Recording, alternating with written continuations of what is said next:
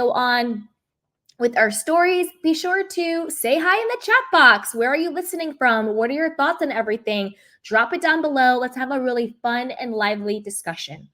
So let's kick it off with basically a recap of Andy Cohen's The Hollywood Reporter article on him breaking his silence, and then we'll get into more stuff. So this is from Reality Blurb. It says Andy Cohen is addressing Bethany Frankel's reality reckoning and the many lawsuits that have been filed against him in Bravo, as well as its parent company, NBC Universal, in a new interview. Amid allegations of drug use, alcohol abuse, racism, and sexism, the 55-year-old Watch What Happens Live host, who has been producing the Real Housewives franchise for nearly 20 years, looked back at his many years with the network as he reacted to Leah McSweeney's claims, shared why the Real Housewives of Orange County nearly didn't make it to air, and revealed the biggest challenges he faces with the series today. Producing a show about politically incorrect women in 2024 is different than producing a show about politically incorrect women in 2009, Andy said during a May 18th interview with The Hollywood Reporter. In 2009, when one of the kids called his brother a F word, which is a homophobic slur, we left it in the show and then discussed it at the reunion episode. That was how two brothers talked to each other in 2009, and we saw it as a teaching moment. In 2024, you would immediately bleep that word and it would trigger a whole furor. Today, someone on the show would probably say, you can't say that word anymore. And then the viewers would go wild on Twitter. Sensitivities have changed over the years. Social media has a huge impact. There's not a lot of room for nuance these days. We're living in a now, and everyone has to adapt to that. Okay, Andy Cohen. I made a promise to myself that I wasn't going to completely rip you to shreds, but you make it too easy. The fact that in 2024, someone calling somebody else, whether it's your brother or not, the F word, which is a homophobic slur, I'm not going to say it, is not a nuance. It's not a sensitivity. It's a homophobia. You know, that's a big thing. It's disgusting and it's derogatory. Like, I don't understand how, I don't know how he keeps a job. I really don't. Saying that people are too sensitive these days and that Twitter is going to go wild and that you would have to bleep the word out is a nuance. I don't think he understands what the word nuance means or the context in which to apply it. That's not a nuance. Andy Cohen, just sit down. He just literally needs to stop talking. Like, he just doesn't get it. Doesn't get it. Anyway, although Bravo has been accused of being too slow to adapt, Andy, who said he can't speak to Ebony K. Williams' claims of experiencing racism on The Real Housewives of New York City, yeah, of course he can't speak to it because, I don't know, is Ebony K. in the class action lawsuit? Has she filed a lawsuit too? I don't know. Stated that he was proud of all the work Bravo has put into making their shows more diverse. George Floyd was an important cultural shift that focused us to look at all of our programming. Bravo made it a mandate to diversify its shows, he revealed. Again, who is allowing Andy Cohen to speak on behalf of Bravo? So because of George Floyd, Bravo made it a mandate to diversify its shows? Again, wrong. I would understand if they said, because of George Floyd, we are now looking into our own institutionalized racism.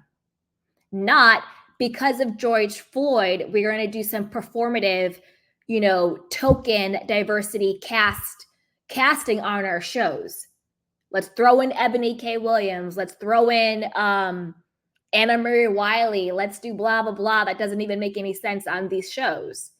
So instead of saying, because of George Floyd and BLM and everything that happened, We are going to take a look inside of ourselves, inside of our corporation, inside of our institution, and maybe see how are we behaving in a way that might be or is racist. And we are going to change how we operate culturally as a company. No, we're not going to do that because of a hashtag and because of optics. We're going to do some performative PR, token Black people casting on our shows. I don't know who's allowing Andy Cohen to speak behalf on Bravo or NBC. I don't know.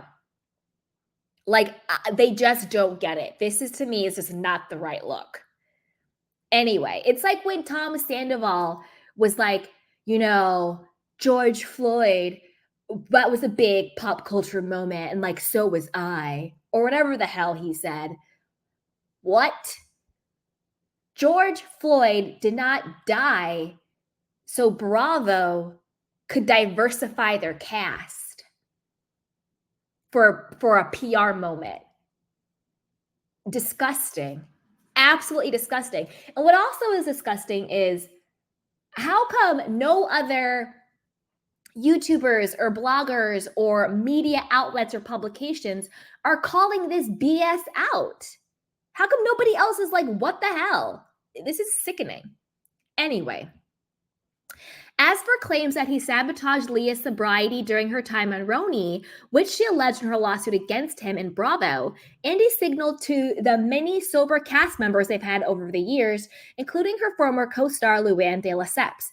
We have people who have never had a drink during the entire run of the show. Jill Zarin. Heather Dubrow will just have an occasional glass of champagne. So sure, there are people who drink. There are many people who never drink. We don't force anyone to do anything, but no one is secretly hiding liquor bottles on set. That's ridiculous, he stated. We've been very supportive of people's sobriety. Now, when it comes to that, I'll give it to Andy. I do personally think Leah McSweeney's lawsuit is bogus. I think she's suing because it's Mad Day and she knows she's not going to be hired by Bravo anymore. So she's like, well, I'd rather just try and get this bag. I think, to me, it's a frivolous lawsuit. Like, I think it's just Mad Day and she's throwing anything at the wall trying to get a settlement. That's what I think is going on with Leah McSweeney. So on that, I do agree with Andy. I don't think that Bravo had anything to do with her sobriety. Though every choice Leah made was a choice that she made. Nobody forced her to drink. Nobody made her do anything. That was all her. Okay? Regarding Bethany's suggestion that reality stars unionize for better pay, Andy pointed out that Real Housewives aren't drafted. They either want to be there or they don't. If you look at shows like American Idol, Survivor, The Bachelor, or the Below Deck People, 90% or more of the reality stars of them are on for one season or less. Also, acting is a full-time profession. You don't go to school to be a reality star, he noted. Reality stars typically have other jobs. They're bar owners, they're designers, there's doctors. I think the way that Bravo pays people is that it's a buyout. They're buying them out for a show that can be distributed in certain ways. And the longer you stay on, the higher your salary gets. And salaries for people who have been on a long time are really high. Yes and no to that. Yes and no. He also goes on to say, you either see it as having some greater benefit for you or not, he added. Again, yes and no. I think Reality Reckoning, what Bethany was doing, the spirit of it was correct. The way it was executed was piss poor, in my opinion. I think it was a botched job, the way they executed the idea of the Reality Reckoning. But the spirit of it, I think, is true. I do think there should be some sort of standard and union and protections to the talent, even if they are reality stars. They're still human beings. They still deserve adequate compensation for the value that they add. Just because they're a reality star doesn't mean that they shouldn't get healthcare and mental health assessments and help and, medical leave or whatever unions do. You can't work over a certain amount of hours. You have to make a minimum wage or whatever the case is. All of the protections that come with the union, why not let reality stars have that? I think that this is just Andy obviously trying to appease NBC and Bravo because it works out in their favor not to have a union. They can pay people pennies and nothing and exploit them and embarrass them and use that content, forever, however they want to use it, paying these people one time, because he's saying a buyout versus residuals, right? So if you're in the union, when it comes to being a talent, you usually get residual checks. How much that residual money is another thing. That's why everybody was striking last year. All the actors and the writers, they were all on strike because they're like, we need more money and we need better conditions, all of that. So he's basically saying reality TV, they don't get residuals. So when they get that one check for that season, that's it. But Bravo can then go play it on Peacock, on YouTube, on whatever they want to do over and over again, have marathons, and the talent, the people aren't getting paid every time it plays. For example, the TV show Friends, every time somebody watch Friends airs, because it's syndicated, they get a residual check in the mail. And that's what the reality stars want too. So yes and no to that. I think that the spirit of the reality reckoning was right. There should be protections in place. I don't care what your job is. As a human being, you deserve protection. You deserve basic decency and pay and Medicare and all of that stuff. Medicare, what is it called? Healthcare. You know what I mean? You deserve those things. Reality stars are not subhumans. They're still human beings. So miss me with all of that one. And also yes and no on the salary scale. Housewives is not based on tenure. Or seniority. It's not. You could have a housewife come in, and if they're a big name like Denise effing Richards, they're going to offer her a big upfront money. She was like one of the highest paid on Beverly Hills because she was Denise effing Richards, which is why all of them were jealous of her. And they basically bullied her off the show because they were jealous. And that was her first season. Versus like Vanderpump Rules, where that is based on how long you've been on the show. So if you came on the show season 1, you're making more money every single year you're there. But say you come in season 6, you're making more of a base pay than the rest of the people, regardless of who you are. So it also depends on the franchise. It depends on the show, their pay structure as well. Okay. Because he and Bethany, 53, were quite close for years, Andy admitted to feeling hurt by her claims against him and the network before confirming he has no regrets. I'm super proud of what we built and of everybody who's been a part of it. I think most people involved with these shows have been very grateful for the platform, but there will always be a few with complaints. Obviously, it's no fun to be a target. So yes, it's hurtful, but I have no regrets about the way I've handled anything he stated. I know what the truth is and how I've conducted myself, and I will walk tall every day on that. Following the successful hosting of BravoCon last year, fans were stunned to learn that the show would not be returning this year, but as Andy shared, the event is no easy feat. But as Andy shared, rather, the event is no easy feat. Pulling that together is a massive undertaking. We had 150 or 160 Bravo stars there last year, plus 30,000 people and hundreds of moderators and press. And then we did 5 episodes of Watch What Happens Live in front of 2,000 people. It was just a tremendous amount of effort. And when it ended, I remember saying to NBC chairman Francis Berwick, maybe we should skip next year or do it in a year and a half. It will be more special that way. But ultimately, it was a Bravo decision, not mine, he added, shutting down rumors that he was to blame. I talked about this before, and again, this is just my opinion, but Andy, I think you're lying. I don't think Andy Cohen, who loves the spotlight, who loves the limelight, would tell NBC and tell NBC Universal and tell all these people not to have BravoCon. Like, I just don't think that makes any sense. I just don't see it. I think the reason why they skipped BravoCon is because of all of the lawsuits going on. I think they want to make sure everything gets cleared up. I think they were figuring out what they were going to do with Andy Cohen. And I think that That's why they're skipping it this year. You have to think about the 300,000 people. That's 300,000, not 300, that's 30,000, excuse me. 30,000 people paid tickets. They're not giving up all of that money. They can do it. I think they're skipping it because of the lawsuits and everything going on with Andy Cohen, and they want to clean that up and figure out what's going on before they bring BravoCon back. Okay. Looking back at his earlier years at Bravo, Andy confessed he didn't initially think Real Housewives of the OC would be a success. It took a while, actually. We almost pulled the plug on the first season, he revealed. The production team we hired would rave about all of the great scenes that they were getting on tape, and when we watched them, it was just underwhelming. I remember a meeting where we talked about if we wound up killing the Real Housewife, what would the loss be? By that time, we were 400K in, so we decided to just push forward.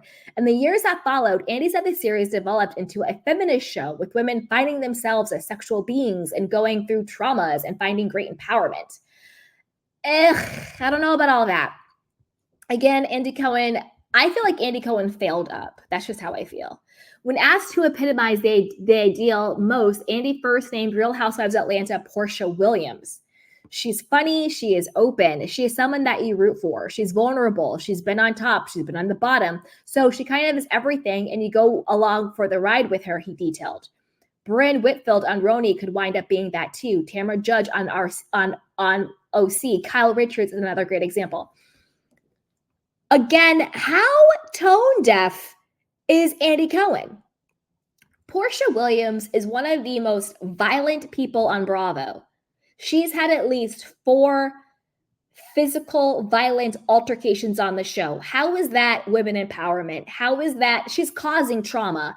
Like, how is that a great example? Brynn on the Roni reboot? What the hell has Brynn did other than pretend like she's a ditz and pretend like she's trying to bag men for money? You know, she's playing this sort of Jessica Rabbit part, which to me, I see completely through that. Brynn is a very intelligent, calculated, strategic person playing this fake role on TV. Tamara Judge, who is so miserable and evil and bitter and is a liar and is nothing but like a nasty person, is the epitome. Kyle Richards, Bio Kyle, goodbye Kyle, who is nothing but a producer plant on Beverly Hills, stirs the pot but doesn't want to talk about her own life. Andy Cohen misses the mark 95% of the time. I am shocked. Oh my goodness. Oof. All right, let's keep going with this. And you guys, comment in the chat box. I don't see any comments. So wait 1 second, you guys. I just want to make sure the chat box is working. You guys, leave a comment in the chat box so I know it's working. I might have to fix this. Let me know if you guys can comment in the chat box. Come say hello. Okay. Of the women who haven't yet appeared on his shows, Andy admitted Tori Spelling 50 has made a lot of noise about wanting to be a part of them. She definitely bring great drama, but we've never really had a serious conversation about her for some reason. But I actually have mixed feelings about having stars on the show, he explained. When Lisa Rinna was trying out for season 1 of The Real Housewives of Beverly Hills, I was very much against the idea, but then she came and it made perfect sense. As for his dream Watch What Happens Live guest, the honor went to Madonna, although Andy said he'd given up on her at this point. At a concert recently, she called me a troublemaking queen because people have slagged her on my show. So I texted her a 5-minute montage of me saying positive stuff about her, so perhaps she got the message. But I am a troublemaking queen. I own that, Andy noted. Publicists consider me a dangerous stop on their client's press tour because I can ask anything, and I do. People consider you a dangerous stop because you are reckless and unprepared and you don't know what you're talking about half of the time. And in the actual world, nobody respects Watch What Happens Live. And I say that as someone who watches Watch What Happens Live. I say that as someone who watches Bravo. I say that as someone who creates content on Bravo. But I think if we're being honest, I don't think serious journalism takes Watch What Happens Live that seriously. Ugh. Okay. Also, during the interview, Andy was asked about his potential retirement. I'm getting tired of myself, he admitted, but I'm not getting tired of Bravo or the Watch What Happens or of Watch What Happens Live. It's still so fun for me. I mean, the delusion is real, absolutely real, and it's insane. So I want to know what you guys think about this. What do you think about Andy coming out and basically being like, I have no regrets. These are my favorite housewives, even the ones that everybody wants to get fired or have been violent, and comparing adding Black people to the cast to what happened to George Floyd. It's just a hot mess for me. It's an absolute hot mess. I need this to be. I'm kind of done with Andy Cohen at this point, but I want to know what you guys think. Put it down below. And as always, be sure to like, subscribe, and share. So with that, let's move on to one more Andy Cohen story. I know we just talked about his response about everything, but now I want to talk about him being, quote, cleared of Bravo's internal investigation and how Watch What Happens Live has